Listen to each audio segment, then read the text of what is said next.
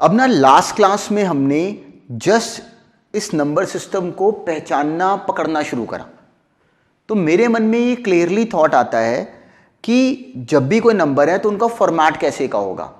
वही बात हमें यूक्लिड्स लेमा नाम के थ्रू बताई जाती है। तो क्लियर है, हमें समझ में आता है कि यूक्लिड्स लेमा नाम हमें पता हो ना पता हो, पर हमें उससे पहले क्लैरिटी है कि ये हो क्या रहा है। पर स्कूल के एग्जाम में जब क्वेश्चंस आएंगे तो उसको उसी स्टोरी को यूक्लिड्स लेमा के नाम से हम लोग वहां पे एक्सप्रेस करेंगे, चाहे हमें क्लियरली वो स्टोरी दिखती भी हो।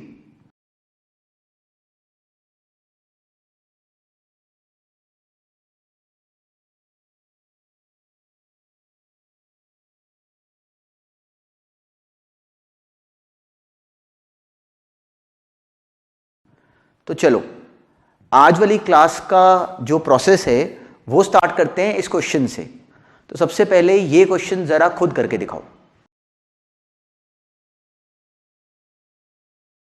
अभी ना हमने ये क्वेश्चन अटेम्प्ट करा, तो अब ना ये बात ध्यान में रखना कि जब ये क्वेश्चन करने को आया करे ना ऐसे, तो बिल्कुल कॉपी पेन लेके इनको ये कंप्लीटली कॉपी पे वाइंड अप करा करो। फिर जो थॉट प्रोसेस बनाया हो और जो थॉट प्रोसेस डिस्कस हो, देखा करो कि अगर तो सेम है तो बहुत अच्छा है, पर कहीं कोई लॉजिकल एरर तो नहीं कर रहे।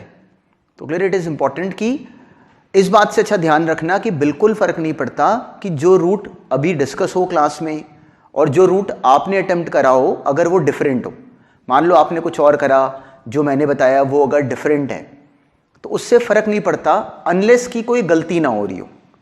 तो क्लियर है कि अगर कोई गलती नहीं हो रही या कभी कोई इस तरह का डाउट आए तो क्लियर है वो सेंड करो।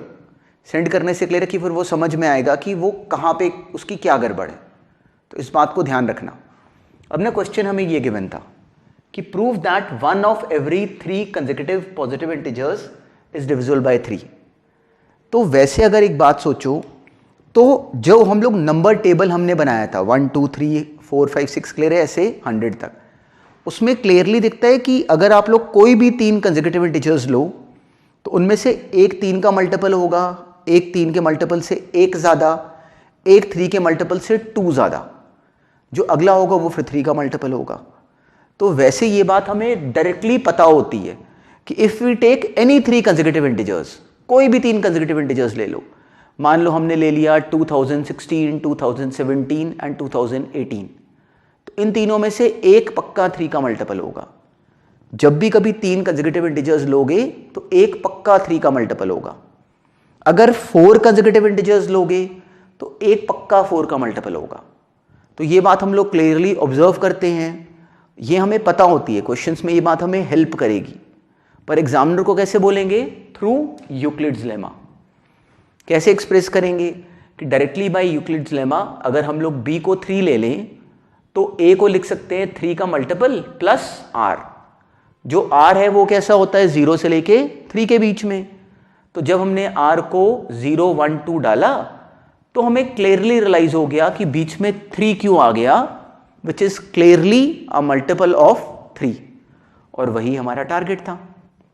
तो हमने एक्सप्रेस कर दिया कि this is a multiple of 3। तो जब हमने ये लाइन ऐसे मेंशन कर दी तो हमारा क्वेश्चन बिल्कुल सही कंप्लीट हो गया। अब नेक्स्ट देखो। अब ना ये क्वेश्चन पढ़ो, हमें गिवन है कि show that the square of an odd positive integer is always of the form 8q + 1 for some integer q। तो एक्चुअली हमने प्रूव करना है कि जब भी हम लोग कोई ऑड पॉजिटिव इंटीजर लेते हैं और उसका स्क्वायर कर दें तो जो आंसर बनेगा वो हमेशा 8 के मल्टीपल से एक ज़्यादा बनेगा। अब हमने इसको प्रूव करके दिखाना है। तो इन क्वेश्चंस में पता है मेन काम क्या होता है और हमें क्या चीज़ अड़ती है। बिल्कुल बिना पेन उठाए सबसे पहले अपने दिमाग में बनाया करो कि मैं करूं क्या। तो इस क्वेश्चन में किसी ने कहा कि किसी ऑड पॉजिटिव इंटीजर के स्क्वायर को प्रूव करो कि वो इस फॉर्मेट का होगा। तो पहला मेरे थॉट मन में क्या आना चाहिए था कि मैं ऑड पॉजिटिव इंटीजर कैसे लूं। तो हमें समझ में आता है 2 का मल्टीपल जो होता है वो इवन नंबर है, उसमें 1 ऐड कर दो तो that is an odd number. तो मैंने सिंपली ऑड पॉजिटिव इंटीजर पकड़ लिया 2n + 1। कोई ऑड पॉजिटिव इंटीजर आ गया तो मुझे इसका स्क्वायर निकालना है। हमने इसका स्क्वायर निकाला, वो आ गया 2n + 1 का स्क्वायर, a + b का स्क्वायर, 4n square plus 4n plus 1, ये बनी एक्सप्रेशन। अब now we have to prove that कि ये जो एक्सप्रेशन बनी ये 8 का मल्टीपल है। अब इस बात को देखना, और बड़ी इंटरेस्टिंग है ये स्टोरी भी। अगर मैं इसको क्लियरली ऐसे लिख लूँ 4 इंटू n प्लस 1, तो अब मुझे प्रूव करना है कि जो ये नंबर है ये नंबर एक्चुअली 8 का मल्टीपल है। तो इसमें 4 का मल्टीपल तो ये पहले से आ गया। यहां पे साथ में क्या लिखा हुआ है n into n plus 1। Clearly इस पॉइंट को पकड़ना कि n और फिर n प्लस 1 आपस में मल्टीप्लाई कर रहे हैं। तो क्या हम ये बात क्लियरली बोल सकते हैं कि n और n प्लस 1 में से इन दोनों में से एक गारंटेड एक इवन नंबर होगा। जब भी कभी दो कंसेक्यूटिव आप लोग इंटीजर्स लोगे तो उन दोनों में से एक गारंटेड एक इवन नंबर होगा। अगर ये वाला इवन होगा तो नेक्स्ट ऑड होगा, अगर ये ऑड होगा तो नेक्स्ट इवन होगा। तो इसलिए क्लियरली हम लोगों ने वहां पे मेंशन कर देना था कि now n into n plus 1 is always an even number because one of n और n प्लस 1 इज इवन। अगर n इवन तो n प्लस 1 ऑड, तो इवन इंटू 4 कितना हो जाता 8। तो since this is an even number तो 4 into n plus 1 is a multiple of 8, और वही तो एक्चुअली इस क्वेश्चन में हमने प्रूव करना था। तो क्लियरली 2n प्लस 1 का स्क्वायर क्या बन गया 8 का मल्टीपल प्लस 1। ये इस क्वेश्चन को एक्सप्लेन कर सकने का एक बड़ा साफ सुथरा रूट होता। अब कई बार ना मतलब क्लियर है this could have been one possibility. तो क्लियर है कि इसमें बच्चे कहाँ अड़ जाते हैं, वो इस बात को देख नहीं पाते। तो क्लियर है हमें दिखनी चाहिए। जब भी कभी दो नंबर्स लोगे कंसेक्यूटिव बिल्कुल साथ साथ वाले, तो उनमें से एक अगर ऑड है तो दूसरा इवन होगा, अगर ये इवन है तो अगला ऑड होगा। अगर तीन लोग हैं कंसेक्यूटिव तो उन तीनों में से एक गारंटेड मल्टीपल ऑफ 3 होगा। ऐसे ही 4 के लिए भी स्टोरी, ऐसे ही सो ऑन, 5 के लिए भी ट्रू एंड सो ऑन। अब इसी क्वेश्चन को ब्रेक करने का कई बार एक इससे थोड़ा लंबा तरीका देखोगे तो क्लियर है वो सुनते हैं, पर क्लियर है कि इसको इस पॉइंट से पकड़ना। अब इसी क्वेश्चन में सेम क्वेश्चन है, हमने ऑड नंबर लिया 2n प्लस 1, पर इसी क्वेश्चन में एक पॉसिबिलिटी ये भी थी कि मैं यहां पे ऑड नंबर, याद है हमने इस पॉइंट को लास्ट क्लास में डिस्कस करा था कि ऑड नंबर को डायरेक्टली 2n प्लस 1 ले लो, या फिर उसी 2n प्लस 1 को बोलने का एक उससे लंबा तरीका होता है कि ये दो केसेस बना लो, 4k प्लस 1 और 4k प्लस 3। 4k प्लस 1 कैसा नंबर हुआ 4 के मल्टीपल से एक ज्यादा वाला, 4k प्लस 3 हुआ 4 के मल्टीपल से 3 ज्यादा वाला। तो ये दोनों पेयर्स मिला के सारे ऑड नंबर्स को कवर करते हैं।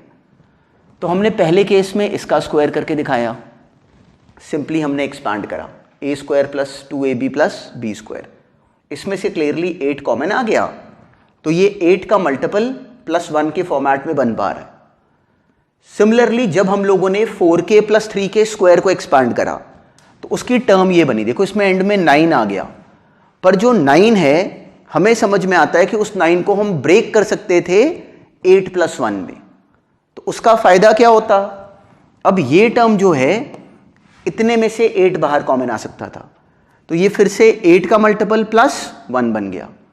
तो हमने इन बोथ द सिचुएशंस ये शो कर दिया कि जो फाइनल आंसर आ रहा है ऑड नंबर को स्क्वायर करे जाने पे वो 8 का मल्टीपल प्लस 1 के फॉर्मेट में आ रहा है। पर ये तरीका थोड़ा लंबा हो गया, पर क्लियर कि बहुत बार आप लोग जो बुक्स देखोगे उसमें ये ऐसे होगा। तो अगर आप लोग क्लियरली इस पॉइंट को ऐसे पकड़ सको, बोल सको कि this is a multiple of 2, this is an even number, तो आपका ये क्वेश्चन बहुत तेज हो जाएगा। इसलिए करना हमें ऐसे चाहिए, पर हमें दूसरों की बात सुननी चाहिए कि हाँ बहुत बच्चे ऐसे करेंगे तो क्यों करेंगे। अब नेक्स्ट करो। अभी ना हमने ये क्वेश्चन करा अटेम्प्ट, हमें गिवन था कि show that any positive odd integer is of the form 6q plus 1, 6q plus 3 और 6q प्लस 5। तो अब इस क्वेश्चन में ये 6q की वजह से सबसे पहले हमें क्लियरली दिखना चाहिए था कि इस क्वेश्चन को कहां से पकड़ें। तो क्लियरली हमें क्या करना चाहिए था कि यूक्लिड्स लेमा में जो a बराबर bq प्लस r होता है उसमें अब की बार उस b को 6 पकड़ लें। तो क्लियरली हम लोगों ने वहीं से क्वेश्चन शुरू करा। हमने ए को लिया कि कोई भी पॉजिटिव इंटीजर है, वो इस फॉर्मेट 6q प्लस आर में लिखा जा सकता है, पर अब की बार जो शर्त है वो ये कि जो ये आर हो वो सिंपली 0 से 5 के बीच में होना चाहिए। ये आर कैसा होना चाहिए? 0 से 5 के बीच में। तो ये हमें नोन है क्लियरली 0 से 5 के बीच में। तो हमने आर को 0 1 2 3 सब डालना शुरू करा। अच्छा, अब ना ये बात सोचो, यही बात ना हमें अदरवाइज वो पहले दिन के नंबर टेबल से भी आती है कि इन जनरल जो कोई भी नंबर होगा पूरे नंबर सिस्टम में वो या तो 6 का मल्टीपल होगा या 6 के मल्टीपल से एक ज्यादा होगा या 2 ज्यादा या 3 या 4 या 5। यही बात यूक्लिड्स लेमा बोल रहा होता है, पर हम लोग कॉपी में उसको ऐसे एक्सप्रेस करके दिखा देंगे। तो जब हमने ये लिखा तो हमें रियलाइज हुआ कि 6q प्लस 2 और 6q प्लस 4 तो तीनों बन गए इवन नंबर्स। क्यों? 6q is directly an even number, it is clear कि multiplying by 2। Even plus even is even, तो इसलिए this number is also even. Even plus 4 which is again an even number is even, तो ये भी एक even number है। Even plus odd कितना होगा? ऑड। इवन नंबर में ऑड नंबर ऐड करो तो कैसा आंसर आएगा? Odd number. तो ये ऑड है, ये ऑड है और ये ऑड है, और ये मिला के रिप्रेजेंट कर रहे हैं सारे नंबर्स। तो कोई भी ऑड नंबर जो बचेगा, जो भी कोई ऑड नंबर बनेगा वो इन तीनों में से ही एक से बनेगा, और वही टारगेट था कि any odd integer would B of this form. तो क्लियरली हमें इसको ऐसे एक्सप्रेस करना चाहिए था। अब ना ये क्वेश्चन पढ़ो, हमें कहा हुआ है कि show that the square of any positive integer is of the form 3m और 3m plus 1 for some integer m। मतलब किसी भी हम लोग इंटीजर को अगर स्क्वायर करें तो जो आंसर आएगा वो पक्का 3 का मल्टीपल होगा या 3 के मल्टीपल से एक ज्यादा होगा। तो इन क्वेश्चंस में ना प्रॉब्लम ये आती है कि हम लोग स्टार्ट नहीं कर पाते कि कैसे शुरू करें, पॉजिटिव इंटीजर कैसे का लें। क्लियर है? n कोई पॉजिटिव इंटीजर ले लूं मैं तो n लेके n का स्क्वायर करने पे ये नहीं बन पा रहा। तो इन क्वेश्चंस को पकड़ा पता है कहां से करो? क्लियर है कि आई वांट कि जो इसका आंसर बने वो 3 से रिलेटेड बने। तो अब अगर हम लोग ध्यान करें तो हमें समझ में आता है कि हम लोग पूरे के पूरे नंबर सिस्टम को अगर 3 के फॉर्मेट में अगर बनाना चाहें तो बना सकते हैं। कैसे? हमें डायरेक्टली भी क्लियर है और हमें यूक्लिड्स लेमा के थ्रू भी क्लियर है कि a अगर कोई पॉजिटिव इंटीजर है तो बाय यूक्लिड्स लेमा वो नंबर 3 का मल्टीपल 3k या 3k प्लस 1 या 3k प्लस 2 के फॉर्म का होगा। मैंने इस क्वेश्चन में ये 3k वाली स्टोरी ही क्यों पकड़ी? क्योंकि जो हमने स्क्वायर करके दिखाना है उसमें हमने 3 वाला नंबर क्रिएट करना है। तो इसलिए यहां पे क्लियर है, हम लोगों ने a को उस फॉर्मेट में पकड़ा जहां पे कि वो 3 के मल्टीपल के फॉर्म में आ सके। तो जब हम लोग चाहते हैं कि हम लोग a को 3 के मल्टीपल वाले फॉर्म में पकड़े तो हमें समझ में आता है कि पूरे नंबर सिस्टम को कवर करते हुए 3 के मल्टीपल वाले जो फॉर्मेट होते वो 3 होते, 3k प्लस 1 और 3k प्लस 2। पूरे के पूरे नंबर सिस्टम में सारे के सारे नंबर्स इनमें से ही किसी एक फॉर्म के होंगे। ये बात हमने नंबर सिस्टम से भी डिस्कस करी और यूक्लिड्स लेमा भी हमें एग्जैक्टली यही कहता है। तो अब हमें क्या करना चाहिए? इन तीनों का बारी बारी स्क्वायर करके दिखाना चाहिए। तो हमने पहले a स्क्वायर करा, मतलब 3k का स्क्वायर। तो जब हमने 3k का स्क्वायर करा तो वो क्लियरली क्या बन गया? 3k का square which is 9k square which is clearly a multiple of 3। तो ये पार्ट तो जस्टिफाई हो गया कि अगर इस तरह का नंबर होगा तो स्क्वायर करे जाने पे वो मल्टीपल ऑफ 3 आ रहा है। फिर a कहीं अगर 3k प्लस 1 के फॉर्म का होता तो इसका स्क्वायर क्या बनता? 9k square plus 6k plus 1। इन दोनों में से भी हमें दिखा कि 3k कॉमन आ गया, तो इस केस में भी जस्टिफाई हो गया कि देखो ये 3 इंटू सम नंबर बन रहा है प्लस 1। तो जो फाइनल आंसर बना इस सिचुएशन का भी वो भी 3 का मल्टीपल प्लस 1 के फॉर्म में आ रहा है, और वही हमें कहा भी गया था। अब इस लास्ट केस को अगर हम लोग ऑब्जर्व करें, इस केस में क्या हो रहा है? जब a बराबर होगा 3k प्लस 2 के फॉर्म का तो उसका बेनिफिट क्या होता? क्लियरली हमारा जवाब किस तरह का बनता? 3k प्लस 2 का स्क्वायर आता 9k square plus 12k plus 4। अब मुझे ये प्लस 4 नहीं चाहिए, तो इस प्लस 4 को भी तोड़ लेते हैं 3 और 1 में, तो उसको हमने ब्रेक कर लिया। ये आ गया 9k square plus 12k plus 3 plus 1। अब इन तीनों में देखो तो देखो 3 बाहर कॉमन आ रहा है, तो ये क्या बन गया एक्चुअली 3 इंटू सम नंबर, उसका नाम n रख लेते हैं या क्लियर m रख लेते हैं जैसे हमें कहा गया। तो डायरेक्टली ये 3 इंटू m प्लस 1 बन गया। तो हमें रियलाइज हुआ कि इस केस में भी जो आंसर आ रहा है ये 3 का मल्टीपल प्लस 1 के फॉर्म में आ रहा है। तो हमारा टारगेट क्या था, एग्जैक्टली ये दिखाना। तो इस क्वेश्चन में काम की बात ये थी कि इसको शुरू कहाँ से करें। तो इस क्वेश्चन में जो शुरुआत थी वो हमें इस 3 से हिंट मिलता कि हाँ अब की बार क्योंकि जो हमने स्क्वायर करके जवाब दिखाना है उसको 3 का मल्टीपल के फॉर्म में दिखाना है, इस रीज़न से इस क्वेश्चन को उठाओ भी वहीं से। अगर डायरेक्टली कुछ क्लिक करता हो कर दो, कोई प्रॉब्लम नहीं, पर इस क्वेश्चन में डायरेक्टली हमें कोई पॉइंट पकड़ में नहीं आ रहा था। तो क्लियर कि फिर इस क्वेश्चन को वाइंड अप कैसे करते, सिंपली हमने ए को 3 के मल्टीपल के सारे फॉर्मेट्स में पकड़ लिया और हर एक केस में दिखा दिया कि जो आंसर आ रहा है वो या तो 3 का मल्टीपल है या फिर 3 के मल्टीपल से एक ज़्यादा के फॉर्मेट में। अब नेक्स्ट क्वेश्चन खुद करके दिखाओ। अब ना ये क्वेश्चन अभी हमने करा अटेम्प्ट, हमें कहा गया कि prove that the cube of any positive integer is either of the form 9m plus 1 और 9m प्लस 8। तो इसका मतलब क्या हुआ कि हमने प्रूव करना है कि किसी भी नंबर को अगर क्यूब करें तो जो जवाब बनेगा वो या तो 9 का मल्टीपल होगा या 9 के मल्टीपल से 1 ज़्यादा होगा या 9 के मल्टीपल से 8 ज़्यादा होगा या 1 ज़्यादा होगा या फिर 8 ज़्यादा होगा। तो इस क्वेश्चन में पहला जो एंट्री का बैरियर आता है ना वो ये आता है कि एक बच्चा ये डिसाइड नहीं कर पाता कि मैं नंबर लूँ कैसे। तो अब क्लियरली हमें समझ में आता है कि एक बात तो ये कि यहाँ पे 9 का इन्वॉल्वमेंट है। तो एक थॉट मेरे मन में आता है कि यहाँ पे 9 के मल्टीपल वाले सारे केसेस ले लो, 9k से शुरू हो जाओ 9k प्लस 8 तक, तो वो बहुत लंबा हो जाता। लेकिन फिर थॉट क्या बनता कि क्यों ना 3 का मल्टीपल पकड़ लें, क्योंकि यहाँ पे केसेस भी 3 हैं, तो क्यों ना एक काम करें कि 3 का मल्टीपल पकड़ लें, क्योंकि अल्टीमेटली तो हमने क्यूब ही करना है, तो क्यूब करके 9 बाहर क्लियर डेवलप हो सकता है। तो हमने क्या करा कि सिंपली a को माना कोई पॉजिटिव इंटीजर और बिल्कुल यहाँ पे 3 के मल्टीपल वाली कहानी पकड़ ली। हमने कहा कि a इन 3 फॉर्मेट्स में से एक हो सकता है, क्योंकि ये तीनों मिलके actually they are covering the complete number system. ये बात क्लियर है, हमने इससे पहले वाले क्वेश्चन में भी डिस्कस करी। तो अब जब ये कंप्लीट नंबर सिस्टम को कवर कर रहे हैं तो जब मैं 3k का क्यूब करता हूं तो मेरा आंसर क्या बनता है 27k cube, which is clearly 9 into 3k cube. तो ये एक्चुअली डायरेक्टली 9 का कोई मल्टीपल आ गया और वही तो हमने प्रूव करना था।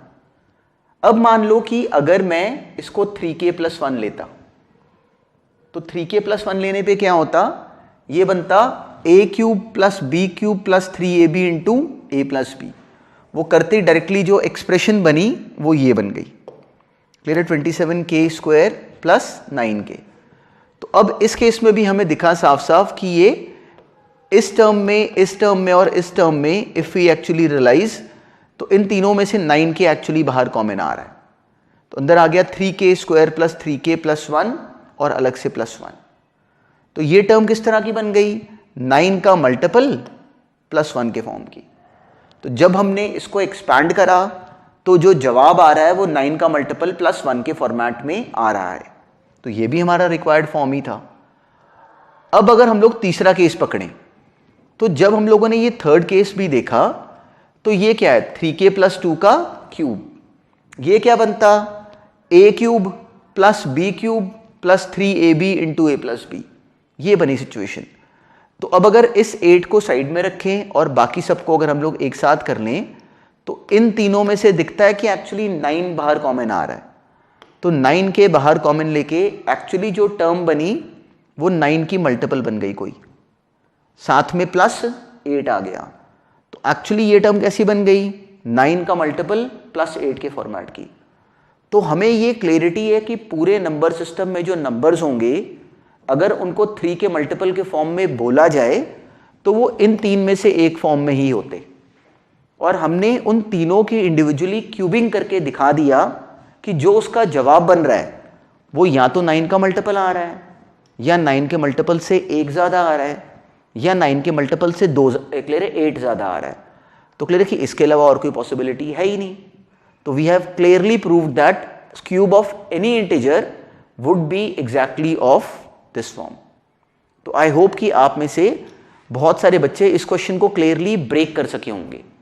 तो इंपॉर्टेंट चीज़ क्या है इस क्वेश्चन में, जो मेन पॉइंट है वो एक्चुअली एंट्री बैरियर है। हम लोग यहाँ पे ये डिसाइड करने में अड़ जाते हैं कि शुरू में जो नंबर लें वो किस तरह से लें। तो उसकी ट्रिक ये है कि नंबर लेने में ना सबसे पहले इस बात का ध्यान रखा करो कि मैथ्स में ये बहुत इंपॉर्टेंट रोल है कि हम लोगों ने क्वेश्चन में तरीका वो पकड़ना है जिससे कि जो हमारा मेथड बने वो एक्चुअली शॉर्टेस्ट पॉसिबल हो। बुक्स में अगर मान लो वो लंबा भी कराओ, इट डजेंट मैटर्स। अगर आपको कोई छोटी बात क्लिक करती है वो अप्लाई करो। तो इस बात का बिल्कुल क्लियरली ध्यान रखना। इसको क्लियर है, दोबारा क्लियर इस क्वेश्चन को क्लियरली देखो और फिर उसके बाद अब नेक्स्ट क्वेश्चन, अब इसके बाद नेक्स्ट क्वेश्चन अटेम्प्ट करके दिखाओ। अब ना ये क्वेश्चन देखो, हमें इसमें कहा गया कि prove that n cube minus n is divisible by 6। तो क्या करें? देखो इस क्वेश्चन में ना अब सबसे पहले मेरे मन में आता कि इसको n लेके मैं इसको डायरेक्टली ब्रेक कर सकूं। अगर n लेके ये ब्रेक ना होता तो फिर इसमें क्लियर और कहानियां सोचते कि इसको 3 के मल्टीपल के फॉर्म में ब्रेक करें, 4 के, 5 के या फिर 6 के। तो इस क्वेश्चन में पहला टारगेट क्या होता कि सिंपली इसको n के फॉर्मेट में ही तोड़ने की कोशिश करें, मतलब डायरेक्टली प्रूव कर दें कि जो नंबर दिया गया है वो मल्टीपल ऑफ 6 है। तो हमने इसमें n कॉमन ले लिया, ये आ गया n into n square minus 1। अब जो n स्क्वायर माइनस 1 है ये एक्चुअली आगे फैक्टराइज हो रहा था, n minus 1 into n plus 1। जैसे ही हमने ये बना लिया ना, अगर ध्यान से देखो तो ये क्वेश्चन एक्चुअली ये बनाते ही सॉल्व हो गया। देखो कैसे, अब हमें क्लैरिटी है कि अब जब ये 3 नंबर्स मल्टीप्लाई कर रहे हैं तो अगर इसको साफ अगर नोटिस करो तो ये n minus 1 into n plus 1 लिखा हुआ है, ये लिखा हुआ है ये एक्चुअली। तो ये 3 कंसेक्यूटिव नंबर्स मल्टीप्लाई कर रहे हैं। तो अगर हम चाहते हैं कि कोई नंबर मल्टीपल ऑफ 6 हो तो उस नंबर को मल्टीपल ऑफ 6 होने के लिए टेस्ट ऑफ डिविजिबिलिटी से हमें क्लियर है कि उस नंबर को 2 का मल्टीपल और 3 का मल्टीपल होना चाहिए। अब हमें ये अलग से समझ में आता है कि अगर 3 कंसेक्यूटिव इंटीजर्स लोगे तो उन तीनों में से एग्जैक्टली एक गारंटेड 3 का मल्टीपल होगा, और अगर 2 कंसेक्यूटिव इंटीजर्स लोगे तो उनमें से एक गारंटेड 2 का मल्टीपल होगा। तो क्लियर यहां पे तो 3 कंसेक्यूटिव इंटीजर्स आ रहे हैं, तो इन तीनों में से एक तो गारंटेड 3 का मल्टीपल होगा। वो कौन सा होगा हमें फर्क नहीं पड़ता। सिमिलरली इन तीनों में से कोई 2 भी अगर मैं पकड़ लेता हूं तो कोई भी 2 कंसेक्यूटिव इंटीजर्स लिए जाने पे वो गारंटेड 2 का भी मल्टीपल है। तो क्लियर है ये पूरा नंबर 3 का मल्टीपल भी आ गया और 2 का मल्टीपल भी आ गया। तो एक्चुअली कोई नंबर अगर 3 और 2 दोनों का मल्टीपल है तो वो 6 का मल्टीपल है। तो अब इसको हम लोग अपनी कॉपी में एक्सप्रेस कैसे करते हैं? हम लोग बोलते हैं कि if n is even then it is a multiple of 2। तो ये क्लियर नंबर मल्टीपल ऑफ 2 हमने लिख के दिखा दिया। But if n is odd, तो if n is odd then n minus 1 and n plus 1 are both even. तो n minus 1 और n प्लस 1 कैसे बन गए? Multiple of 2। तो in both the scenarios we have proven that this number is a multiple of 2। ये इसमें पहला काम करते।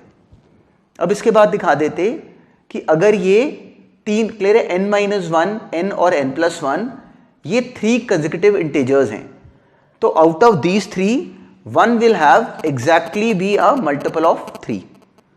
3 कंसेक्यूटिव इंटीजर्स जब लोगे तो 3 कंसेक्यूटिव इंटीजर्स में से एक गारंटेड 3 का मल्टीपल होगा।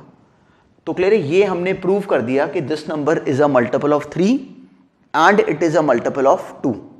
Therefore, this number is directly a multiple of 6.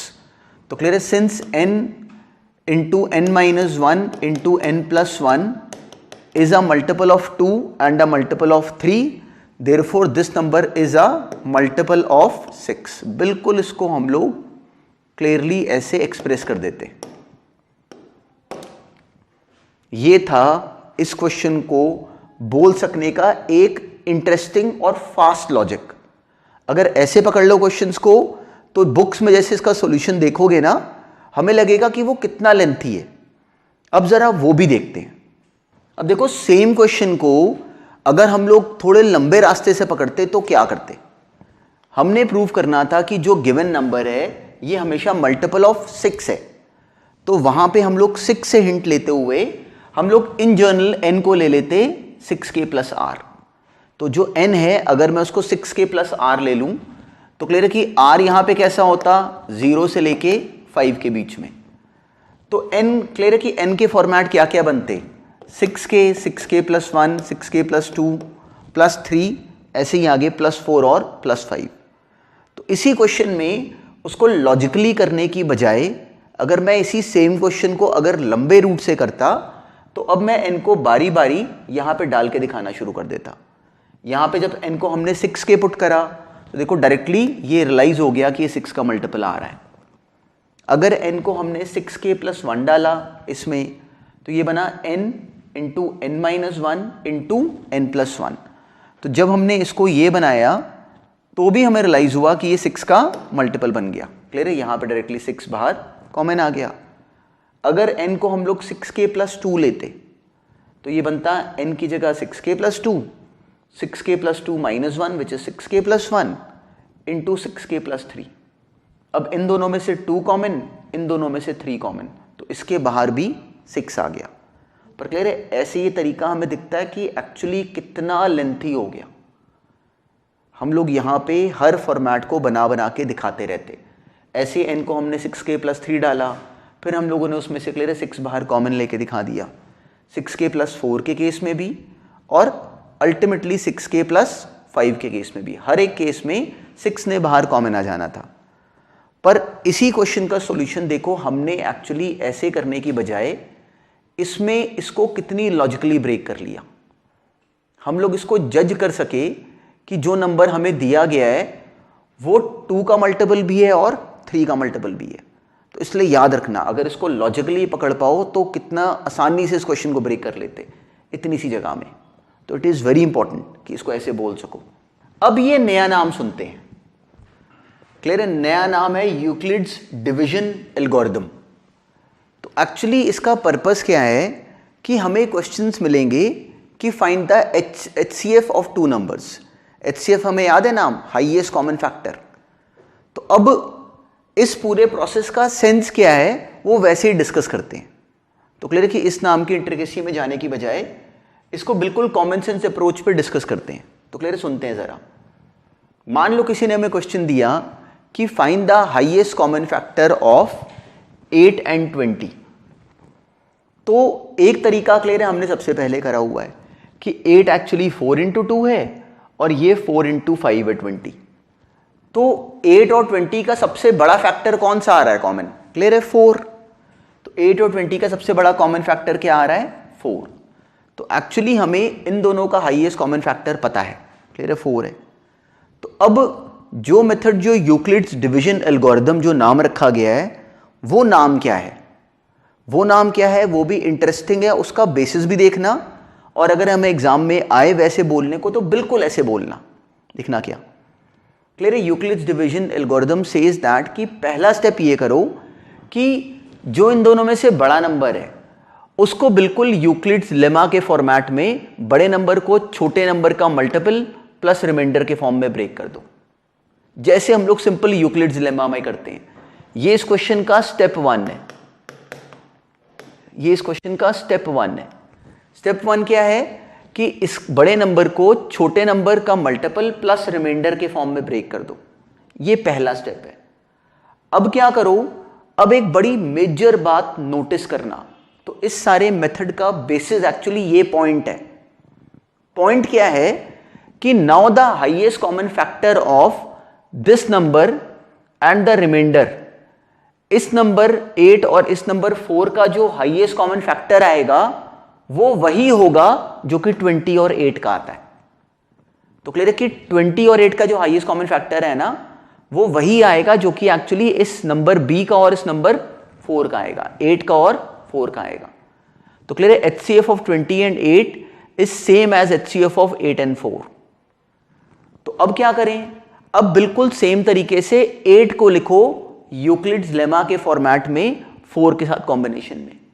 तो 8 को हमने लिखा छोटा नंबर इनटू मल्टीपल, साथ में क्या बचा 0। तो क्लियर है कि अब हम लोगों ने अब की बार 8 को लिखा 4 का मल्टीपल प्लस जो रिमाइंडर आए, पर रिमाइंडर कितना आ रहा है 0। तो अगर 8 अगर डायरेक्टली 4 का मल्टीपल आ रहा है, इसका मतलब 8 और 4 का जो हाईएस्ट कॉमन फैक्टर है वो 4 है। 8 और 4 का जो हाईएस्ट कॉमन फैक्टर है वो 4 है, और यही हाईएस्ट कॉमन फैक्टर एक्चुअली 20 और 8 का भी है। तो क्लियर है कि इस पूरे टॉपिक का बेसिस क्या है कि सबसे पहले बड़े नंबर को छोटे नंबर का मल्टीपल प्लस रिमाइंडर के फॉर्म में लिखो, फिर इस पॉइंट को पकड़ो कि रिमाइंडर और इस छोटे नंबर का जो HCF आता है ना, वो वही होता है जो कि इस बड़े नंबर और इस छोटे नंबर का आना है। तो अब क्या करो कि इस 8 और इस 4 को, इनको पकड़ के आगे बिल्कुल सेम प्रोसेस पे अप्लाई करो। अब इस बात का बेसिस समझना और इस बात को एग्जैक्टली ऐसे ध्यान में रखना कि कभी अगर हमें कहा जाए कि find HCF of A and B, तो क्या करो, पहला स्टेप बड़े नंबर को छोटे नंबर का मल्टीपल प्लस रिमाइंडर के फॉर्म में लिख लो। रिमाइंडर कैसा होगा, 0 से लेके B के बीच में, जैसे हम लोगों ने यूक्लिड्स लेमा में पहले करा। अब क्या करो, जो काम की बात है वो ये कि अब इस केस में यहां पे लिखने के बाद अब HCF ऑफ B और R फाइंड करो। अब B और R का HCF फाइंड करो।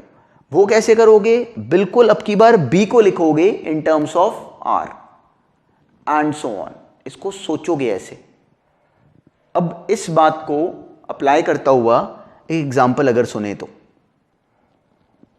मान लो क्वेश्चन होता कि find highest common factor of 240 and 228। मान लो किसी ने क्वेश्चन दिया कि find highest common factor of 240 and 228, तो what would be my step 1? Step 1 would be to actually write the bigger number in the form of the smaller number using Euclid's lemma। तो clear है, बड़े number को हमने लिखा छोटा number into 1 plus 12। अब इस टॉपिक का बेसिस ये है कि 240 और 228 का हाईएस्ट कॉमन फैक्टर वही होगा जो कि 228 और 12 का होगा। तो अब क्या करो, 228 और 12 का हाईएस्ट कॉमन फैक्टर निकालो। वो कैसे निकालना है, सेम तरीका। 228 को अब की बार लिखो 12 का कोई मल्टीपल जो कि अब की बार 19 आ रहा है, प्लस बचा क्या 0। तो जैसी सिचुएशन ये आ गई, हमें समझ में आ गया कि अब की बार 228 और 12 के बीच में जो हाईएस्ट कॉमन फैक्टर आ रहा है वो 12 ही आ रहा है। क्यों, क्योंकि 12 एक्चुअली 228 का कोई मल्टीपल ही आ गया।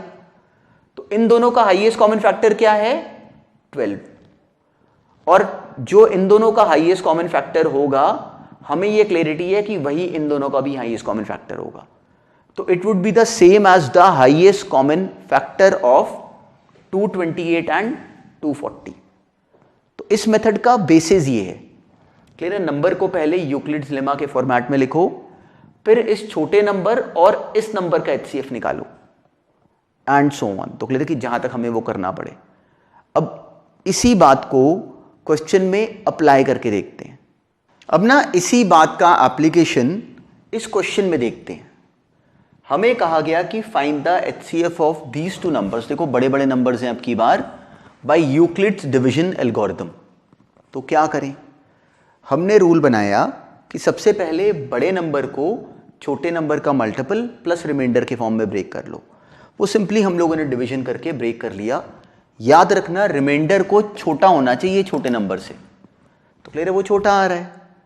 तो अब हमारा लॉजिक क्या है और ये पूरे थ्योरम का सेंस क्या है इस यूक्लिड्स डिवीजन एल्गोरिथम का, कि अब क्लियर है, अब HCF ऑफ 713 और 1656 जो होगा वही एक्चुअली HCF होगा इन दोनों का। तो अब क्या करो, अब इन दोनों को पकड़ लो। अब 1656 को लिख लो, 713 का कोई मल्टीपल प्लस उसका रिमाइंडर। तो अब हमने इसको ब्रेक करा, तो हम लोग इसको सिंपली डिवीजन करके चेक कर पाए। तो ये 2 टाइम्स ऑफ 713 प्लस 230 बन रहा था। इसका मतलब क्या हुआ कि 1656 और 713 का HCF वही होगा जो कि 713 और 230 का HCF होगा। अब क्या करें, अब इन दोनों को पकड़ते हैं। तो हमने लिखा कि 713 बराबर है 3 इंटू 230 प्लस 23, जैसे हम लोग पहले ब्रेक कर रहे थे। सेम पॉइंट अब यहाँ पे HCF of this and this would be same as HCF of 230 and 23। B और R का हमने HCF निकाला, B का और R का। अब 230 और 23 का हमने HCF निकाला। तो 230 को हम लोग लिख सके 23 इंटू 10 प्लस 0। अब बनी बात, 230 एक्चुअली 23 का मल्टीपल आ गया, मतलब 230 और 23 का हाईएस्ट कॉमन फैक्टर क्या आ जाएगा, खुद 23। तो 23 क्या आ गया, 230 और 23 का HCF, ये इन दोनों का हाईएस्ट कॉमन फैक्टर बन गया। तो जो इन दोनों का हाईएस्ट कॉमन फैक्टर है वही हाईएस्ट कॉमन फैक्टर है 713 और 230 का, और जो 713 और 230 का हाईएस्ट कॉमन फैक्टर है वही हाईएस्ट कॉमन फैक्टर है 1656 और इस नंबर का, और जो इन दोनों का हाईएस्ट कॉमन फैक्टर है वो वही है जो कि इसका और इसका हाईएस्ट कॉमन फैक्टर है। तो सिंपली हम लोगों ने बस मेंशन कर देना था कि therefore HCF of 4025 and 1656 is actually 23। तो इस मेथड का बेसिस क्या है कि हमें इन दोनों का हाईएस्ट कॉमन फैक्टर निकालने को कहा गया। तो हमने क्या करा कि बड़े नंबर को लिख लिया छोटे नंबर का मल्टीपल प्लस रिमाइंडर। सारा मेथड इस बात पे बेस्ड है कि छोटे नंबर का मल्टीपल प्लस रिमाइंडर में लिखने के बाद छोटे नंबर और रिमाइंडर का हाईएस्ट कॉमन फैक्टर वही आता है जो कि इन दोनों नंबर्स का होता है।